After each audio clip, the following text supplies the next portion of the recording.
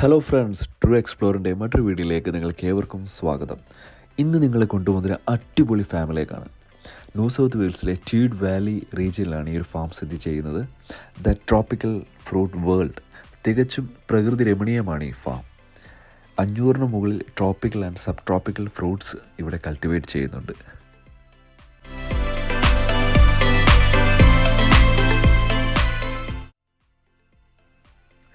അങ്ങനെ ഞങ്ങൾ വണ്ടി പാർക്ക് ചെയ്തു.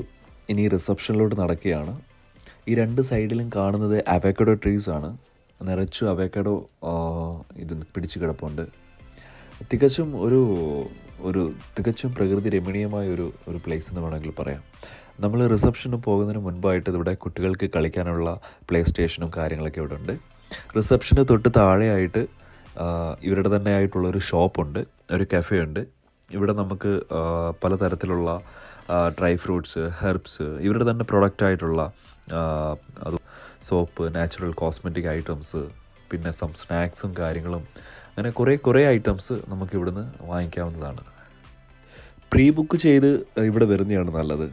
കാരണം ഇത് രാവിലെ തുടങ്ങും. ഇതൊരു സെക്ഷൻ വൈസിലാണ് ഇവിടെ ഫാം വിസിറ്റ് ക്രമീകരിച്ചിരിക്കുന്നത്.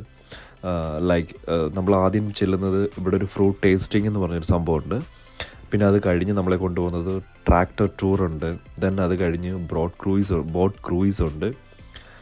ദെൻ ഫാം ആനിമൽസ് അങ്ങനെയുള്ളിടത്ത് കൊണ്ടുപോകും. പിന്നെ ഒരു ഐലൻഡിൽ നമ്മളെ കൊണ്ടുപോകും. റിസപ്ഷൻ്റെ സൈഡിലായിട്ട് ഈ ഫാമിലുണ്ടായ പഴങ്ങളാണ് ഇവിടെ കാണുന്നത്. അതാത് സീസണിലെ പഴവർഗ്ഗങ്ങൾ നമുക്കിവിടുന്ന് വാങ്ങിക്കാവുന്നതാണ്.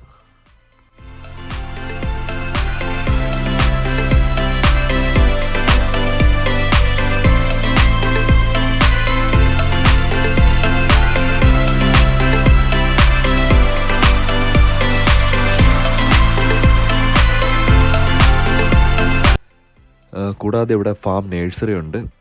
500-ൽ പരം പഴവർഗ്ഗങ്ങളുടെയും മറ്റ് ചെടികളുടെയും തൈകൾ നമുക്കിവിടുന്ന് വാങ്ങിക്കാവുന്നതാണ്.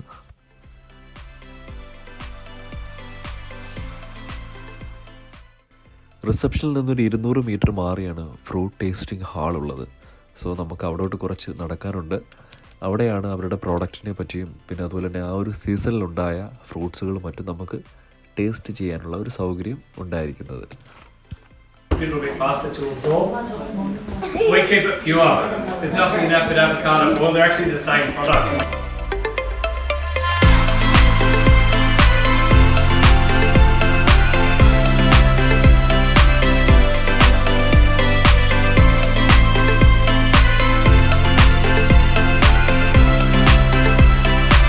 തികച്ചും നാച്ചുറലായിട്ടുള്ള പ്രോഡക്റ്റ്സാണ് ഇവരുടേത്. ഇവരുടെ പ്രോഡക്റ്റ്സ് ആയിട്ടുള്ള സോസ്, ഹണി, ജാം, ജ്യൂസ്, അതുപോലെ മറ്റ് ഓയിൽ ഐറ്റംസ്, ഇതെല്ലാം നമുക്ക് ടേസ്റ്റ് ചെയ്തും ചെക്ക് ചെയ്തൊക്കെ നമുക്ക് വാങ്ങിക്കാവുന്നതാണ്. കൂടാതെ അതാത് സീസണിലുള്ള ഉണ്ടാകുന്ന ഫ്രൂട്ട്സ് നമുക്കിവിടെ ടേസ്റ്റ് ചെയ്യാനുള്ള സൗകര്യവുമുണ്ട്.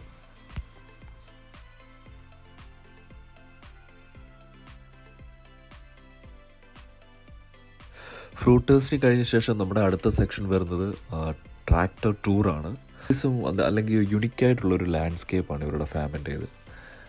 എനിക്കങ്ങനെ തോന്നി.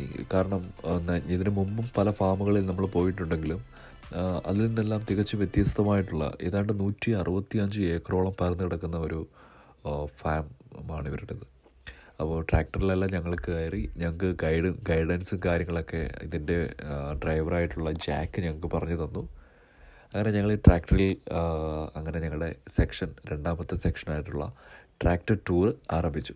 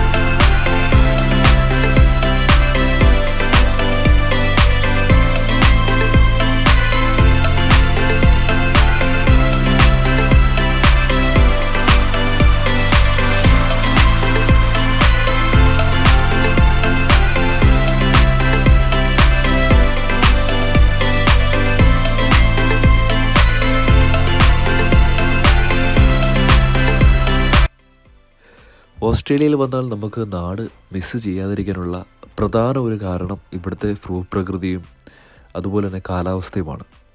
എല്ലാ നാടിനോട് തികച്ചും സാമ്യമാണ്. അങ്ങനെ ഫാം കാഴ്ചകൾ കുറേ ആസ്വദിച്ച് പോകുന്നതിനിടയിൽ ജാക്ക് ട്രാക്ടർ ഒരു സൈഡിലേക്ക് നിർത്തി ഇറങ്ങാൻ പറഞ്ഞു.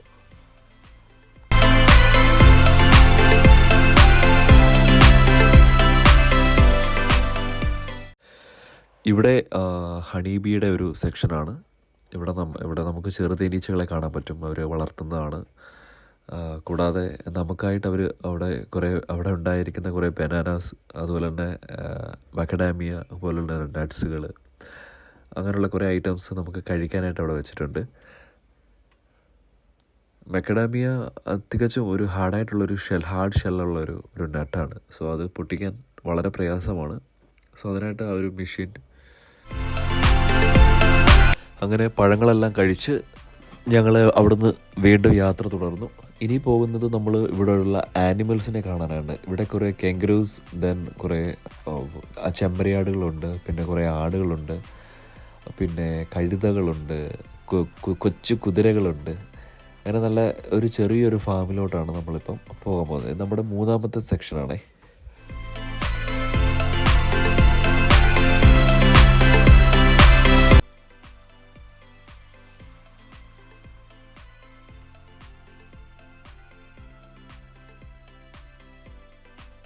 ഈ ആനിമൽസിന് നമുക്ക് ഫീഡ് ചെയ്യണമെന്നുണ്ടെങ്കിൽ അതിന് ഒരു ചെറിയൊരു പേയ്മെൻ്റ് ഉണ്ട്. അത് നമ്മൾ പ്രീ ബുക്ക് ചെയ്യുമ്പോൾ നമുക്കത് എടുക്കാവുന്നതാണ്. അതല്ലെങ്കിൽ അവിടെ പോകുമ്പോൾ നമുക്കത് ബൈ ക്യാഷായിട്ട് നമുക്ക് ആ ഒരു ഫീഡ് 1 കപ്പ് $2 സംതിങ് വരും.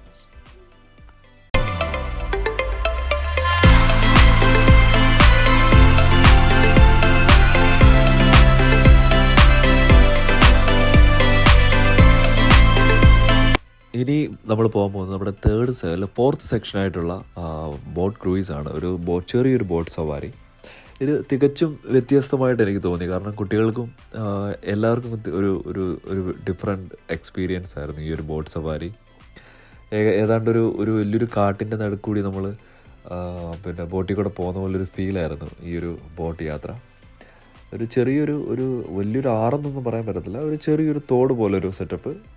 അതിലേക്കൂടെ ഒരു ബോട്ട്, ഒരു 20 to 30 മെമ്പേഴ്സിന് ഇരിക്കാൻ പറ്റുന്ന രീതിയിലുള്ള ഒരു ചെറിയൊരു ബോട്ട്.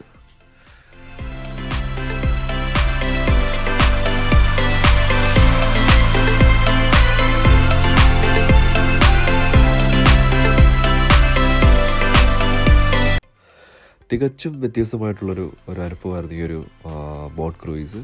അതുപോലെ ജാക്ക്, പുള്ളി നല്ലൊരു തമാശക്കാരനാണ്. പുള്ളി നല്ല രീതിയിൽ നമ്മളെ ബാക്കി കൂടെ കാര്യങ്ങളൊക്കെ പറഞ്ഞു. അതിൻ്റെ ഒരു എല്ലാ കാര്യങ്ങളും പുള്ളി വ്യക്തമായിട്ട് നമുക്ക് എക്സ്പ്ലെയിൻ ചെയ്തു തരും. അതുപോലെ തന്നെ പല കാര്യങ്ങളും അതുപോലെ ടട്ടിൽസ്, അങ്ങനെ കുറേ കാര്യങ്ങൾ, വാട്ടർ ഡ്രാഗൺസ് മാതിരിയുള്ള ഐറ്റംസ് നമുക്ക് ഈ ഒരു ബോട്ട് യാത്രയിൽ നമുക്ക് കാണാൻ പറ്റും. ഇത് നമ്മുടെ 5th സെക്ഷനായിട്ടുള്ള ഒരു ഐലൻഡിലാണ് നമ്മളിപ്പോൾ വന്നിരിക്കുന്നത്. ഇവിടെ പ്രത്യേകിച്ച് ഒന്നുമില്ല. ഇവിടെ കുട്ടികൾക്ക് കളിക്കാനുള്ള ഒരു സെറ്റപ്പും കാര്യങ്ങളൊക്കെ ഉണ്ട്. കൂടാതെ ഇവരുടേതായിട്ടുള്ള രീതിയിലുള്ള പല മെഡിസിൻസ്, ഹെർബുകൾ, പിന്നെ അതിൻ്റെ കുറേ എക്സ്പ്ലനേഷൻസും കാര്യങ്ങളൊക്കെ ഇവരിവിടെ കൊടുത്തിട്ടുണ്ട്. അപ്പോൾ അത് ജസ്റ്റ് വേണമെങ്കിൽ നമുക്ക് വായിച്ച് മനസ്സിലാക്കാം. ഈ ഒരു ഐലൻഡിൽ പ്രത്യേകിച്ച് എനിക്കൊന്നും തോന്നിയില്ല. പിന്നെ ഇങ്ങനെയുള്ള ഇതൊക്കെ ഇഷ്ടപ്പെടുന്നവർക്ക് ഈ ഹെർബ്സ് കാര്യങ്ങൾ അതൊക്കെ നമുക്കവിടെ ടേസ്റ്റ് ചെയ്യാൻ പറ്റും. പിന്നെ അത് ഇട്ട് വെച്ചേക്കുന്ന എന്തോ ഒരു വെള്ളമൊക്കെ ഉണ്ട്, അത് നമുക്ക് വേണമെങ്കിൽ കുടിക്കുകയൊക്കെ ചെയ്യാം. അങ്ങനെ കുറേ സംഭവങ്ങൾ അവിടെ ഉണ്ട്. ഇതാണ് നമ്മുടെ ലാസ്റ്റ് സെക്ഷനും. മൊത്തത്തിൽ പറഞ്ഞാൽ തികച്ചും ഫാമിലിയായിട്ട് നമുക്ക് ഒരു 1 day എൻജോയ് ചെയ്യാൻ പറ്റിയ ഒരു നല്ലൊരു ഒരു ഫാം വിസിറ്റ് തന്നെയാണ് ദ ട്രോപ്പിക്കൽ ഫ്രൂട്ട് വേൾഡ്. അപ്പം വീഡിയോ ഇഷ്ടപ്പെട്ടെന്ന് വിചാരിക്കുന്നു. ഇനി അടുത്തൊരു വീഡിയോ ആയിട്ട് നമുക്ക് വീണ്ടും കാണാം. ബൈ.